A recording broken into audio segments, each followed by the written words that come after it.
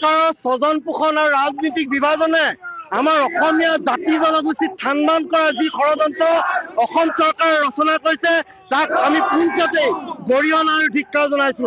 আমি ক'ব বিচাৰিছো যে অসমৰ জাতি জনগোষ্ঠী সমূহ একত্ৰিত প্ৰচেষ্টাই আমি অসমীয়া আৰু আমি বৰ অসমৰ ভেটি শংকৰ মাধৱে দেখাই যোৱা এই বৰ অসমৰ এই আদৰ্শক আমি আগবঢ়াই নি যাতে বৰ অসমৰ ভেটি প্ৰতিষ্ঠা কৰিব পাৰো আমি সদায় অহৰহ প্ৰচেষ্টা আগবঢ়াই আনিছো।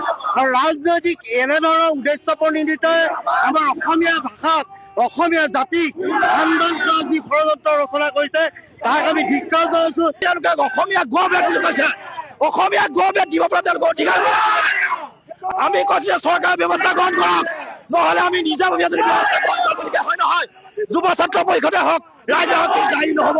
আমি মুখ্যমন্ত্ৰী মহোদয়ক আহ্বান জনাইছো আৰু অতি শীঘ্ৰে দোষীক পৰাজিত কৰি দৃষ্টান্তমূলক শাস্তি দিয়াৰ ব্যৱস্থা কৰক, নহলে জাতিৰ যুৱ ছাত্ৰ পৰিষদে সমগ্ৰ অসমক লগত লৈ অসমবাসীক লগত লৈ আমি পুনৰ ইয়াতকৈ জংগী আন্দোলন কৰিবলৈ বাধ্য হম।